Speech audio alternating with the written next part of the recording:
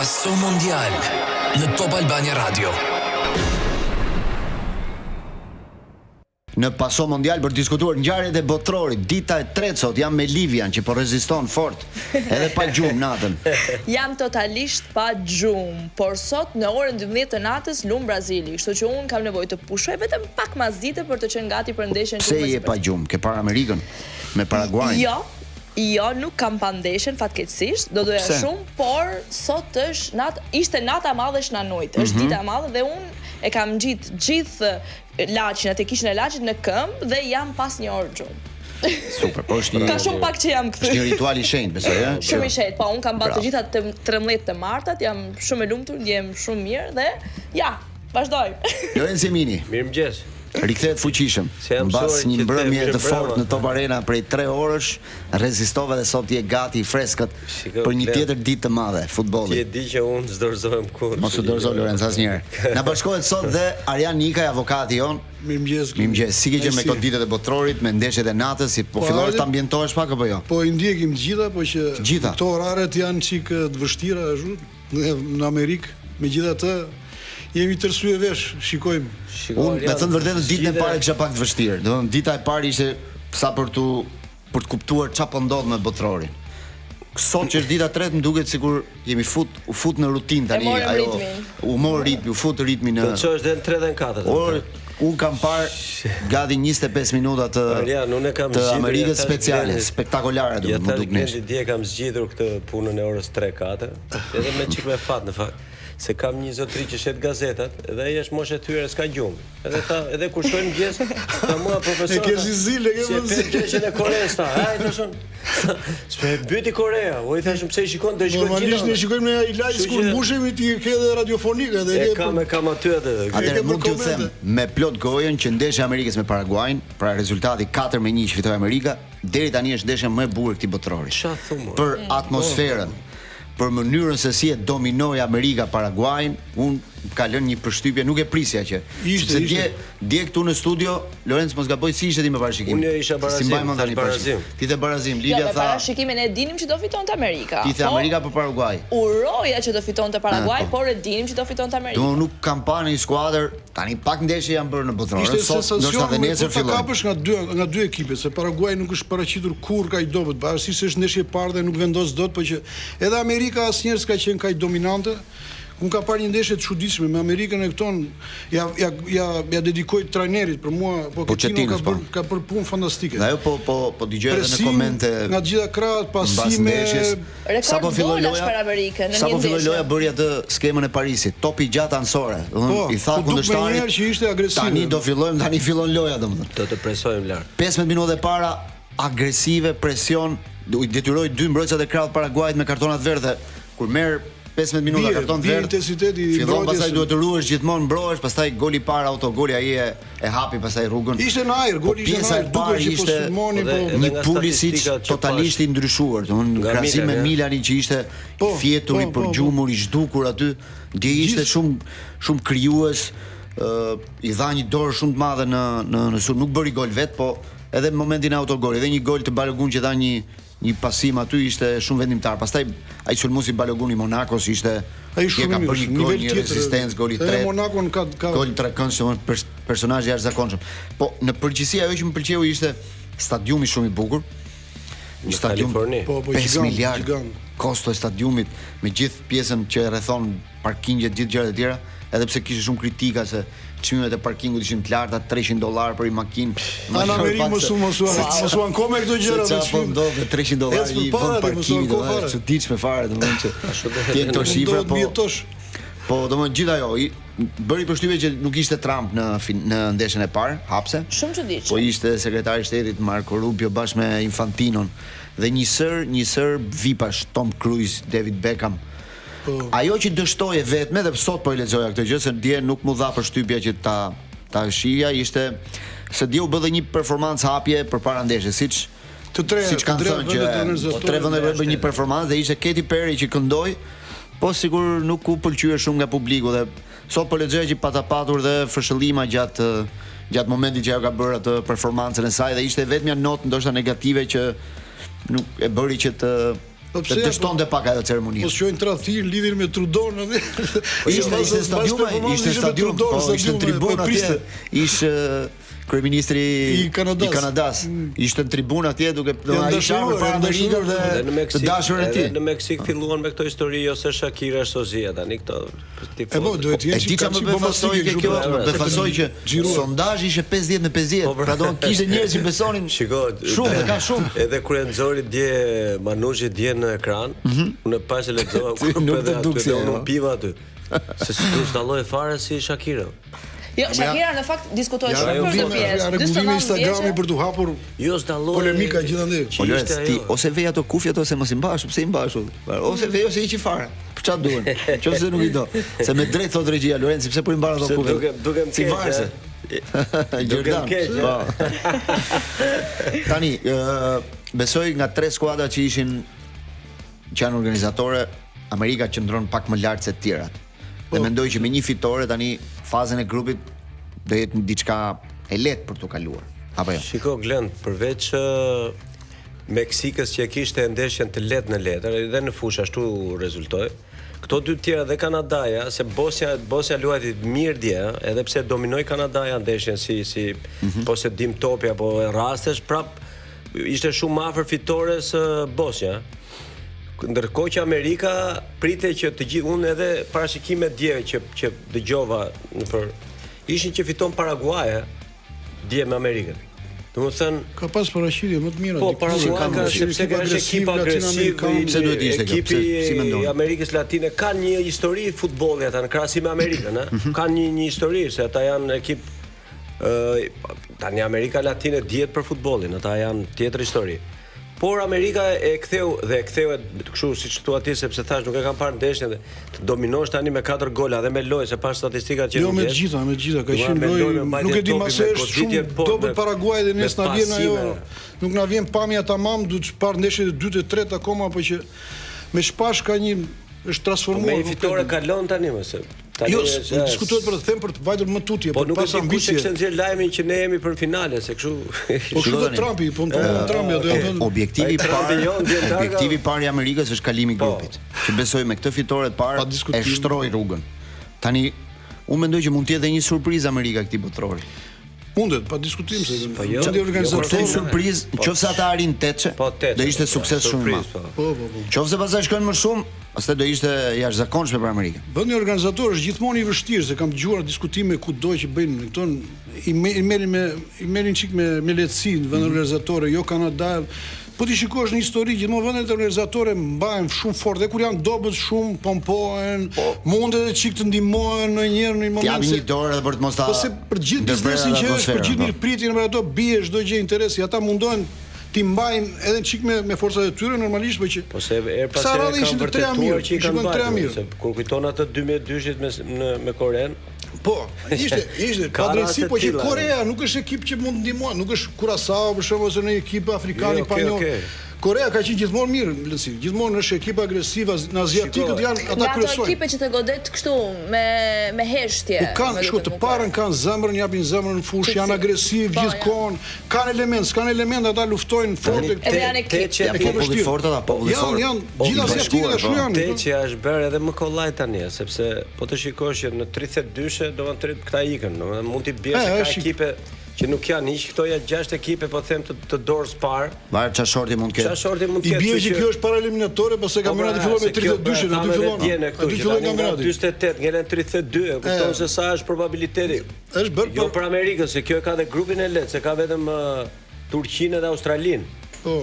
Kështu që unë them që Paraguay ndoshta është skuadra më e dobët e grupit. Po, tani çka jo më e dobët. Pastaj duhet në Australinë ato nuk i dihet një. Mund të jetë dominimi i madh i Amerikës se si kanë dalë asaj ato vlerat mund të godasi ajo mbrapa me Turqinë me ka të papritura gjithmonë. Ka një element që pse kanë dalë këto sepse Amerika Latine nga 10 ekipe në mos gaboj i është rritur shumë probabiliteti 8 ka patur kanë bërë 10. E kanë bërë 10 nga 12 që janë të gjitha. Dhe dalin shumë dhe këtë e thash, e kam thënë edhe her pas here që si ka mundësi që me këtë ndryshimin e formulës ju bëve në kampionatin botror që u shtohen ekipet, po nuk mund të shtohen ekipet për Amerikën Latine me 80% dhe për Evropën me 3%, sepse nga 13 u bë me 16. Apo për Azinë u shtohen Europa ka cilësinë, Europa ka spektaklin, Europa ka interesin gjithë megjithatë. Evropë e kupton sa ekipe të rëndësishme që s'ke Danimarkën, s'ke Po, skandalesh. Polonie, janë shumë ekipe që janë politika të larta që i los FIFA, i los. Po vikte nga Greqia tani. Po, edhe Greqia do ishte interesante në kuptimin. Edhe ne mund të ishim, edhe Kosova mund të ishte. Si Italinë. Italia është për mend të saj, nuk është për formulën, po që hajde. Po jo, dhe formula është shumë e egër në Evropë. Cila formulë? Formula e eliminatore, se del një ekip. Po, formula eliminatore është e ashpër, shumë e ashpër. Katër të dalin 16. Por diçka ka është limit shumë ashpër. Do të kishte një skem tjetër ndoshta që mund t'i lejonte europianëve. 12 dalin 10 ata. Sepse ti gabon Italia për shembull, përveç faktit që luajti që humbi ndeshjen me Bosnjën. Gjatë rrugtimit të saj edhe mund të themi që nuk është se ishte meritonte në krahasim me Norvegjin, po në fund po të shohësh eliminatorët një ndeshje të penalizon. Humbe një ndeshje, humbe vendin e parë. Se tjetri fiton. Po ajo është ndeshja, si ne me një ndeshje teke. Një ndeshje është finale. Po ndërkohë në Amerikën e Jugut ti është kampionat në vete, është renditje.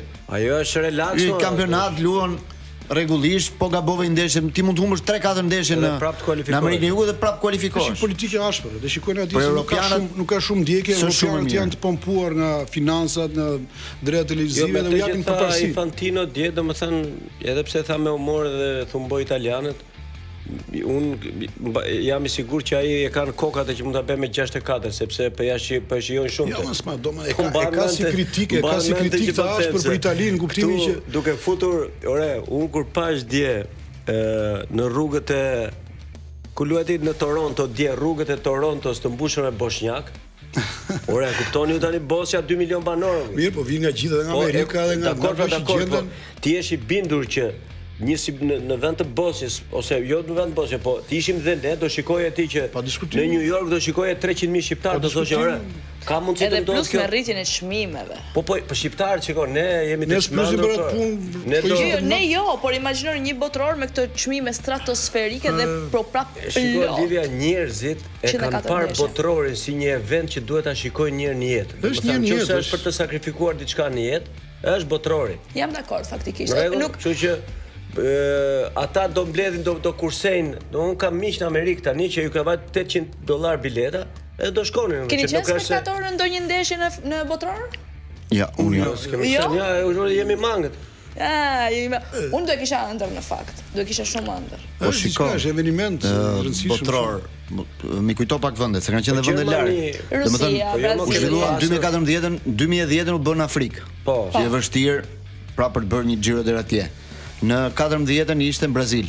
Po. 18-ën Rusia, po. 22-ën Katar. Po. Përgjithsisht ka qenë larg Europës në këto vite. Tani do vi. Pasur mundsinë ne po ishim 2006-ën që ishte në 2006 apo që u bën Gjermani, po. Ai ka qenë viti më i afërt për dhe që ky do jetë më i bukur ishim në Spanjë, që vjen Spanjë, Portugali, Marok. Ai që është 2030. Spanjë, Portugali, Marok, po do bën. Atje s'kemi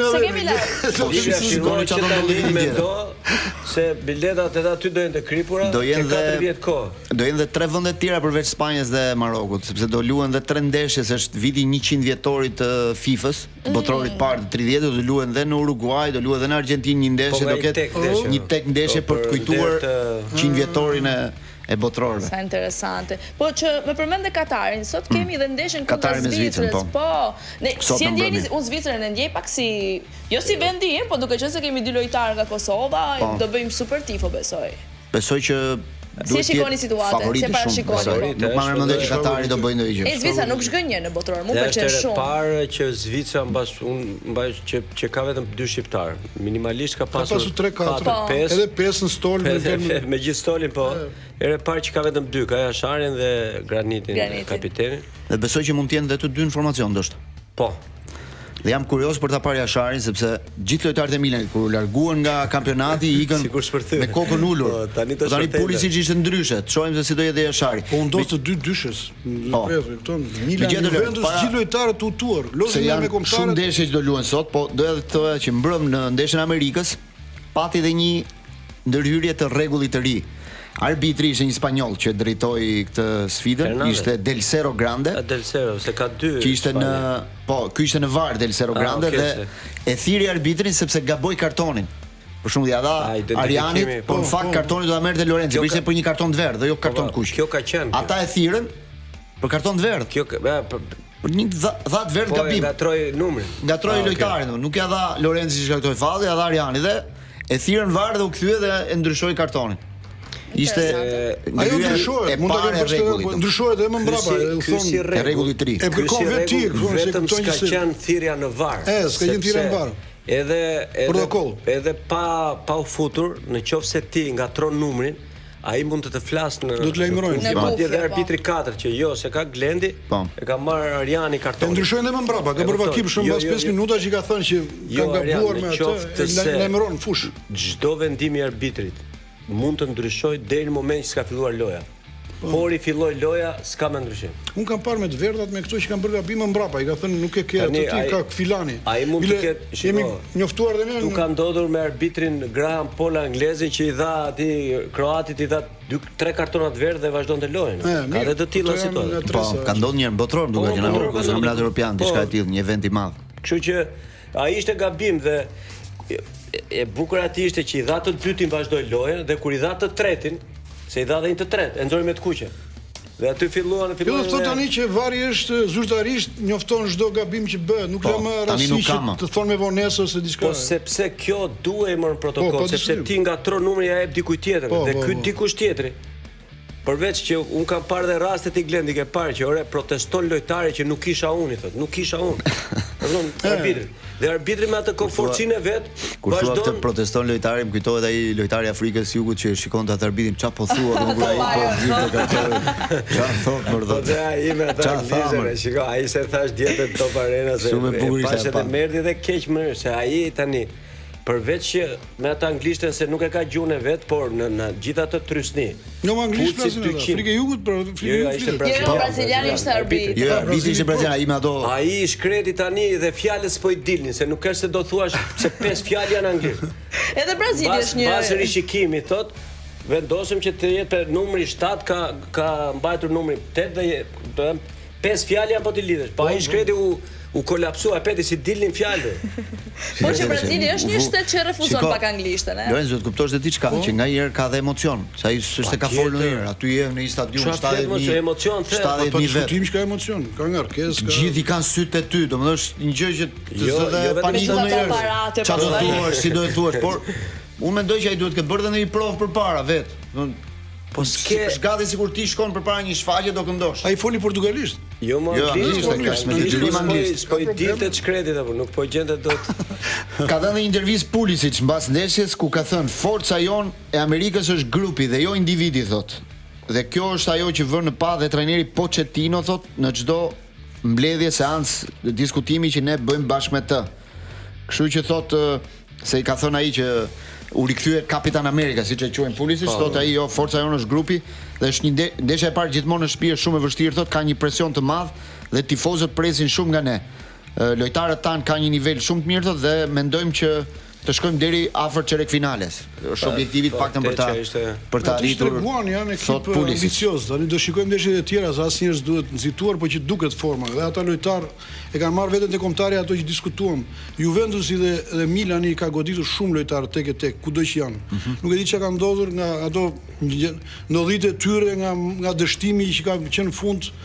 Po që po ti shikosh lojtarët gjithë tek e tek janë tulatur nga kampionati italian te këto dy ekipe dhe me kombëtarët pastaj janë shumë po në disa faqe italiane në fakt kam lexuar që janë mburr pak për këtë pjesë sepse e quajnë si futboll italian dhe për këto lojtarë. Dhe pse nuk është Italia prezente, po me që nuk është në kampionatin italian. Ka vend pak te Ancelotti, pak te Montella, pak te Cannavaro, pak te këto futbollistët që janë në Itali, për shembull. Ajo ka ngelur për të nxjerrë në kuptimin, po që këto dy ekipe janë dështim si vjen në Champions League. Po shikoja një reportazh që kishin bërë për Kolasinac, lojtari i Bosnjës që luan me Atalanta.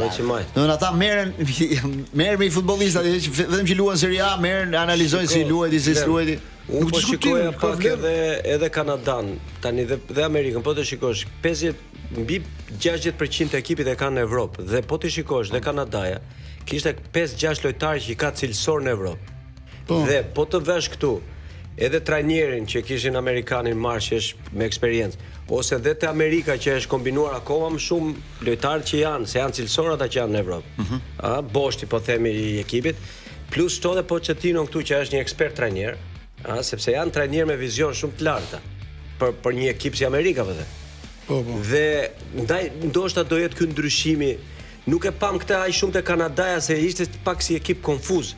Kanadaja, nuk e di, po Defekti i Kanadait ishte vetëm mbrojtja. Me fushë sulmi ishin shumë agresiv, shumë saktë, nxirrnin krahas, para mbrojtja ishte pikë të dobët mbrojtje. Nuk më vlerësohet Bosnia, po të them një diçka, Bosnia ka në formacion e vet 4 lojtarë me vlerë mbi 25 milionë euro. Nuk diskutohet. Që ta dish këtë. Domethënë lojtarë tani se po jep shumë vlera Bosnia. Një ekip shumë agresiv, nuk është ekipi. Nuk besoj që është ky nivel. Ishte gati duke fituar në fund Kanadaja, po të kishte çik fate këto në fund e ktheu ndeshjen. Por i mungonte edhe Xheko shumë dje se humbi ja 2 raste ajo Bosnia, po të them që dhe Bosnia që duket e vogël fare. I ka disa lojtarë, disa elementë që i ka me cilësi të larta, se i ka kanë eksperiencë, kanë dinë goditë me hile dje, 2 herë që ishin gati duke bërë 0-2. Po që Kanadaja kishte çfarë të them, kishte përparësi në kuptimin e sulme, në krah, në volum. Okej. Ta ishin një ekspert. Në një moment caktuar me një goditje ashtu. Por aty me fitore mbaron. Një standard me goditje standarde ngre golin. Këto pëson golin. Një lloj si Çekia me Tani do filloj një seri ndeshjesh, do kemi shumë ndeshje këto 2 ditë, sepse sonte përveç Katar Zvicër, në orën 12 është, në orën 12 natës është Brazili me Marokun. Pastaj në orën 3 të mëngjesit nesër është Haiti me Skocin. Pastaj është Australi Turqi nesër në 6 mëngjesit. 6 mëngjesit. Në 6 mëngjesit, Lorenz fiksohet. 6 mëngjesit e 12 janë të dyja. Në orën 7 mbasdite është Gjermani Curaçao. Kjo do ketë shumë mëngjesin ndeshje besoj. E Gjermanisë me Curaçao, është një skuadër simpatike dhe pastaj në orën 22 të dielën, në orën 22 pra do jetë Holland Japoni. Edhe kjo një duel Holland-Japoni. Shumë i bukur, ndeshje shumë e fortë. Janë të rrezikshëm japonezët fundit tek ajo. Shikoj, drejt të marrë pak me radhë ndeshje 2 gjëra. E para njëra cakto detyra për oraret. Paktën mua më leron 6 orën 3 dhe orën 6. Zgjon drejtë mos vlejmë. Lëri avokati treshin se I ka mund treshin absurd. Mund ta kap. Tani ky informacioni është për Livian se është i bukur, po tani unë duhet të më mirë ta them pushimet ta thuash ti si më. Është i lezetshëm. Po ç'keti ka informacionet e vet ajo? Me që e ke qef të Curaçao. Ka të vetat. Një vend me 150.000 banor. Po. Një ishull i vogël, fare i vogël, është edhe afër Arubës. Është surprizë fort shumë që e kemi dëgjuar shpesh kohët e fundit. Dhe ka të vetmin një lojtar që është i lindur aty dhe luan aty është vetëm kapiteni, gjithë tjerët i ka hollandez. Hollandez, po. Trajneri hollandez. Mbase dhe i kapiteni, ai ishte po ta shikoje tipik i lindur aty me ato flokë. Të bëra si ku do që vetë bën diçka me ato gërshetat. Po, kam pa një video me atë me pilotin që po kërcenin, është atmosferë Curaçao, nuk është ekip, është boksin e muzikës me vetë, kudo që shkojnë. Edhe kapiteni i avionit që kërcente, no, është fan, është ekip fan. Jam kurioz ta shoh pak Curaçao, se si ka arritur kualifikimin, se si do përfaqësohet. Ndeshja e parë ka me Gjermaninë. Ka pas mundur ndeshje me këto me Kostarikën, me Jamaikën, diçka. Ato kanë ajo oqeania, ne ato shumë raport me vendet. Jepni një parashikim për Katar Zvicër, pastaj shkojmë publicitet dhe pastaj bëjmë një rezume për Brazil Marok që është ndeshja më e bukur. Si mendon ti, Livia? Tani për Katar Zvicër, unë mendoj që Zvicra mund fitore bince domethënë. Domethënë një fitore pa diskutueshme me Zvicrën. Nuk më ka zgënjur deri më tani, më pëlqen shumë se si. Edhe në Europian, ka një vjet që më fjalë Zvicra po, është ekip goxha i strukturuar, më pëlqen. Edhe ti Lorenz mendon me këtë linjë? Zvicra. Pa diskutim Zvicra. Ore dje se ti gjën si ishte djeti se do jetë kuriozitet pëson gol apo jo? Në fakt ju të gjithë, jo, ti the barazim vetëm për po e the pak për mëndajt mes. Për t'ju mbrojtur juve. Po, fiks. Po s'ju mbrojt atë. Po që për pak edhe Bosnia dhe mund të fitonte, mund ta kapë si parashikim, ë? Po mirë, Bosnia e kapa barazim. Po ti e kape, po sepse pritani sepse unë thash që do fitonte Bosnia. Po Elvi tha fiton Kanada. Elvi tha që fiton, edhe ti the ajt barazim. Unë stash unë për parashikime jam shumë i mirë. Një përshëndetje jotja. Ishte zëvendësimet që bëri ai trajneri i Kanadas. Tani do ju jap dhe unë disa informacione. Para se shkojmë në futbolli, po patjetër. Jeta ka gjithmonë të papritura, prandaj ti duhet të jesh gjithmonë gati. Mbro gjithçka që ka rëndësi për ty, sepse tani është më thjesht. Sigurohu vetëm me një klik në Atlantik. Vizito atlantik.com.al nga celulari yt. Në kategorinë Bli online, zgjidh siguracionin që do, pronë, shëndet ose makinë. Plotëso të dhënat dhe qëndroj sigurt vetëm me një klik. Atlantik, 25 vite që kujdesemi për ju. Shkojmë në publicitet dhe flasim pastaj për Brazil Marok në pjesën e dytë. Këtu në Top Albania Radio dhe në Digital me Livian fillojmë.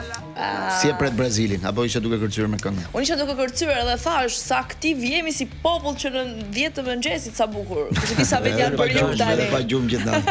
Pa gjumë. Edhe kur po vija për në jug ishte gjithçka e bllokuar. Do kenë duke udhëtuar sot për tërmi për shkak një fundjavë spektakolare. Duke na dëgjuar ne në radio, po sa bukur, Tani po na dëgjon shumë. Info e tua, jepi.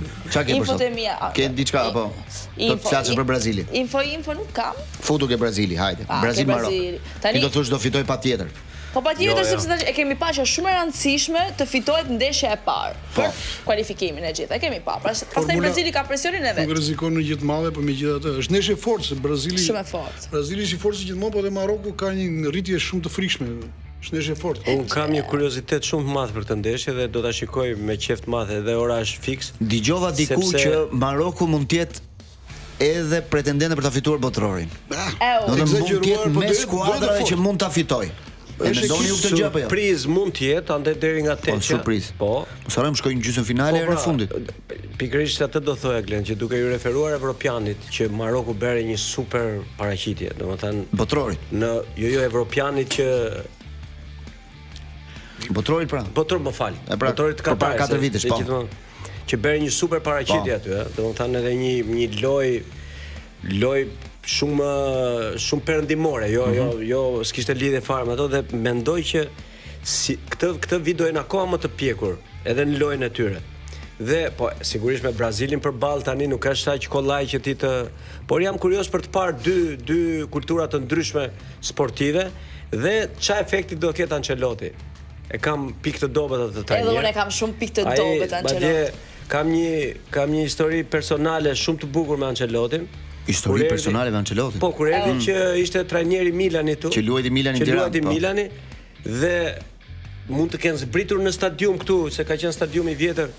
Po 200 veta për foto, po si nuk tha një moment. Jo. Po dhe gjithkohë Glente kishte buzëqeshjen kështu. Si Babaxhan dorën në qafë. Unë që rria tani se këta më vinin shumë nga italianë, janë gjithmonë grisës se shumë. Ancelotti është ka një lloj qetësie që edhe në momente shumë presioni, ndeshje delikate, ai me atë kur shikon atë sikur qetësohesh pak thua. Është mirë që Brazili ka shkuar shumë jashtë. Ka bërë goditjen e dur Brazili me Ancelottin për ta çuar mos ju duket çudi që Brazili mund të fitojë kupën e botës. Po jo se kanë të favoritët që ata thonë do fitojmë 6 ndër.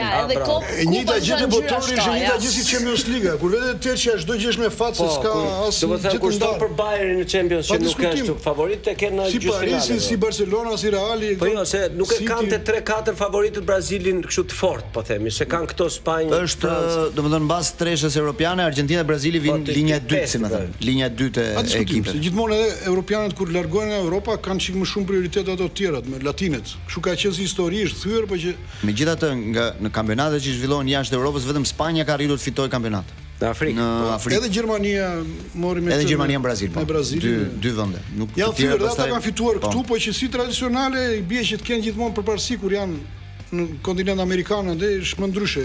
Ore unë se më që kujtuar kontinentin amerikan se ti Ariani edhe njohësh. Si ka mundësi është zhvilluar botrori 3 herë në Meksik? Është qendra e Amerikës, Amerika vetëm atë kohë. 86 ka histori tjetër, sepse ishte i programuar për të zhvilluar në Kolumbi, mos gaboj. Dhe pati atje një lloj probleme të rrugëve me problema atje u bën ngjarje dhe u fut Meksika dhe mori pastaj.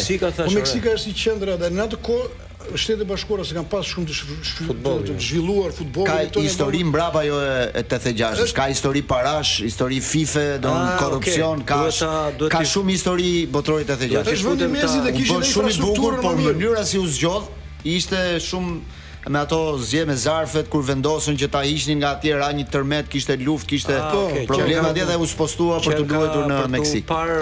Për të lexuar kjo se që ka histori ka shumë se futbollin ata e kanë gjak në kuptim krahasim me Amerikën, me Kanadan, me këto është pasur 204 shtete. S'po flas, po në total, dhe të bëhet 3 herë në Meksik më duket pak e sot mendohet që Vinicius mund të jetë ylli i Brazilit në ndeshjen e parë. Si shikoni ju Vinicius si personazh? Tani Vinicius e din gjithë çfarë cilësish ka, mos është lojtari i Real Madridit. Po mirë, po me Brazilin nuk është se ka qenë si Real Madrid. Nuk është një Vinicius. Prap dua ta lidh me efektin Ancelotti, Glen. Domethënë, edhe te Reali efekti Ancelottit me Vinicius ishte sa je një mirë. Sa je një mirë. Po, shi vetëm që mund ta menaxhoj. Po është i vetmi njeri themun Ancelotti që shikon atë është si trajneri i Spanjës. Ai ka si fëmijët e vet. Ai di edhe kur ata nuk janë. Është detyrë e parë, fjalë do të jesh prindër, pastaj fillon me Brazili te qanurit prindër është më e rëndësishme se kudo tjetër. Duke pasur parasysh temperamentin që kanë ata. Pa disiplinuar është. Ka probleme pa. Kur fite për Brazilin unë jam shumë tifoze në mënyrën se si shprehem, po kam shumë frikë gjithmonë nga Brazili.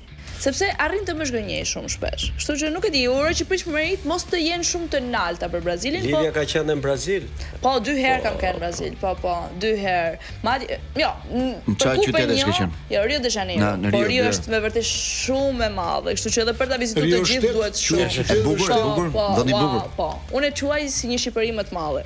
Njerëz në për kafe, atmosferë, ka shumë aheng, jo, shumë Brazili është shumë i bukur, është shumë i rrezikshëm. Le ta themi, ka periferi të rrezikshme, po që është shumë i bukur. Vitin e fundit që unë isha në Brazil nuk ishte as policia në rrugë, por ishin ushtarët, ishte ushtria, domethënë ishte shumë rrezikshme. Vetëm Shqipëri ka përfundimisht. Po. Se ti në gjithë Evropën, jo këtë nga thua ti, po. Diçka që unë i them gjithmonë, vetëm Shqipëri, po në Itali është që unë në Shqipëri ndjem aq e sigurt saqë nuk e ndroj me asgjë. Tani do të them edhe një diçka, po tani para 2 javë ishte bashkëshortja ime në Milano, ishin në një Milano është qyteti më i rrezikshëm në Itali. Në hotelin e kishin në periferi dhe i thon ato se morin telefon, thonë ore mos bën shaka. Mbas orës 10 i thonë mos dilni në është qyteti më i rrezikshëm në Itali tani për tani. Çfarë thot ti më? Në Tiranë ti del çdo orë të natës të ditës. Parashikimi për Brazil Marok se jemi në fund. Livia e din Brazili fiton. Jo, kam shumë frikë që mund të përfundoj dhe në një barazim. Shkruaj pak këto parashikimi do bëni sot se të hënën do t'i krahasojmë. Do t'i krahasojmë. Unë shkruaj për Brazilin the barazim. Jo, duhet të fitoj Brazili. Fito Brazili. Unë kam shumë simpati të madhe për Marokun. Po? Dhe them që del barazim. Barazim. Avokat? Unë them do jetë ndeshje e ngjeshur me Maroku, është ekip që edhe mbron fort. Presim duhet fitoj Brazili në 1-0. Fiton Brazili. 1-0 ngusht. Tani Gjermani Kurasao besoj jeni të 3 për Gjermanin. Po diskutim. Vetëm që ose është çmendur. Haiti Skoci na bëj surprizën më të madhe të jetës Kurasao. Haiti Skocia. Bëjmë dhe një parashikim për Australi-Turqi, dhe kjo pak delikate është si ndeshje. Ja me Turqin. Turqin? Kjo unë e pash ndeshjen, kam parë ndeshjen Kosovë-Turqi live dhe më pëlqeu Turqia. Turqi?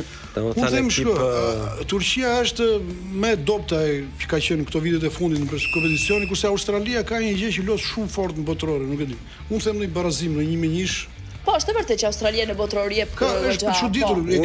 Ka lojtarë të shpërndarë me kombëtarën japin shumë, nuk e di. Nuk jam dakord këtu me ty me Turqinë që thua me dobta, sepse është me dobta në kuptimin e atyre që kanë qenë. Ka qenë e treta në botë dikur, këto shumë agresive, shumë. Ka pasur skuadra të forta. Ka pasur, po pse tani ke 3-4 elementë. Ju edhe atëherë shumë kanë shkuar me Kosovën me shumë probleme, me shumë. Falenderoj të treve. Vetëm një fjalë. Atë video që pash kur po nisej Turqia në botror, që përshëndesin gjithë ato makina. Është tjetër puna ajo. Mosligun e kanë marrë për krajën e madhe. Sepse është shumë e rëndësishme kjo. Ka një entuziazëm shumë të madh. Ka një shprehje që thotë kur vjen Brazili dhe Gjermania, atëherë fillon botrori. Kështu që tani fillon botrori vërtet në ditën e tij. Ne pason e mbyllim këtu, kalojmë një fundjavë të mirë. Është ndryshe.